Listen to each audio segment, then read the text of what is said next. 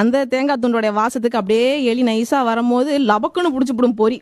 தேங்காய் துண்டை வச்சு எலியை பிடிக்கிற மாதிரி தான் இந்த 5000 ரூபாய் பணத்தை கொடுத்து மகளிருடைய வாக்குகளை பிடிப்பதற்கான ப்ரோக்ராம் இது. நவீன காசுக்கு, நவீன ஓட்டுக்கு காசு கொடுக்கும் ப்ரோக்ராம் தான் இந்த 5000 ரூபாய் திட்டம்.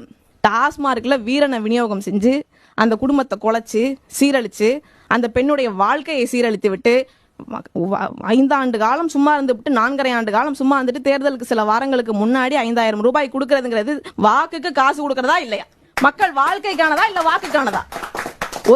ஒரு தலைமை, ஒரு அரசாங்கம் மக்களுக்கான அரசாங்கமாக இருக்கணும், வாக்குக்கான அரசாங்கமாக இருக்கக்கூடாது. அப்படி நீங்க அள்ளி எறிகிற அந்த பணம் யாருடையது? யாருடைய பணம்? பட்டியலின மக்களுக்காக கொடுத்த பணம் இல்லையா? 14,450 கோடி ரூபாயை மடைமாற்றம் செஞ்சு இன்னைக்கு மகளிர் உரிமை தொகைக்காக தமிழக அரசு பயன்படுத்தி இருக்குதுன்னு சொல்லி ஒரு குற்றச்சாட்டு. நான் சொல்லல, பத்திரிகையில வந்த குற்றச்சாட்டு. இந்த இருக்க எவிடன்ஸ். அப்போ அதெல்லாம் சிந்திக்கணும், மக்கள் சிந்திக்கணும். இன்னைக்கு தமிழகத்துல விடிஞ்சு எந்திரிச்சா தமிழக மக்கள் போராடுறாங்க, போராட்ட களத்துக்கு வந்துட்டாங்க. தமிழகத்துல போராடாத மக்களே இல்ல.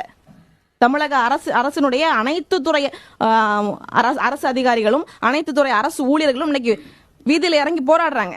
மீனவர்கள் போராடுறாங்க, மாணவர்கள் போராடுறாங்க, போக்குவரத்து துறை போராடுது, மருத்துவர்கள் போராடுறாங்க, செவிலியர்கள் போராடுறாங்க, ஆரம்ப சுகாதார நிலையத்துல போராட்டம் நடக்குது, மின்வாரிய ஊழியர்கள் போராடுறாங்க. இன்னைக்கு போராடாத ஆளே இல்ல. இவங்களுடைய பிரச்சனை எல்லாம் தீர்க்கிறதுக்கு என்ன வழின்னு நம்ம தமிழக அரசாங்கம்கிட்ட கேட்டோம்னா, நிதி இல்லைங்க, காசு இல்லப்பா அப்படிங்கிறாங்க இல்லையா?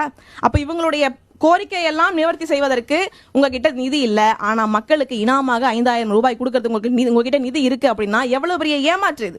இது எவ்வளவு பெரிய மக்களுக்கு அக்கௌண்ட்ல விடுது இல்ல? இந்த போராடுற மக்கள் அக்கௌண்ட்லயும் விழுந்திருக்குல்ல, வாங்கிக்கிட்டு யாருமே எந்திரிக்கலையே. இன்னைக்கும் போராடுறாங்களே, அங்கன்வாடி ஊழியர்கள் போராடுறாங்களே, யாருமே எந்திரிக்கலையே. 5000 ரூபாய் போதுமா?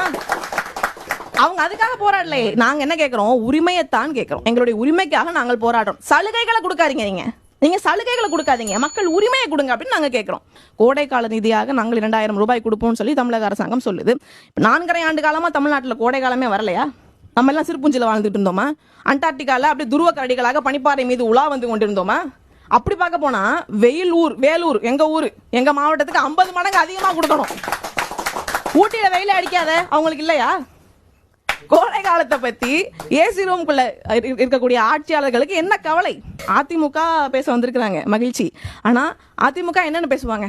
திமுக 1000 கொடுத்தா நாங்க 2000 கொடுப்போம் அப்படின்னு தானே சொல்றாங்க. இன்னைக்கும் அவங்க பெண்களுக்கு பஸ் விட்டா நாங்க ஆண்களுக்கு பஸ் விடுவோம், வீரன் கீழே விழுந்துடாம வீட்டுக்கு போய் சேர்றதுக்கு இல்லையா? திமுகவும் சரி அதிமுகவும் சரி தேர்தல் நேரத்துல தான் எதையாவது சொல்லுவாங்க. இப்ப பந்தியில உட்கார்ந்து இருந்தோம்னா எல்லா உணவும் பரிமாறி முடிச்சுட்டு கடைசியில தான் பாயாசம் ஊத்துவாங்க எந்திரிக்கையில. இது பந்தியில ஊத்துற பாயாசம் மாதிரி கடைசியா உதவாது.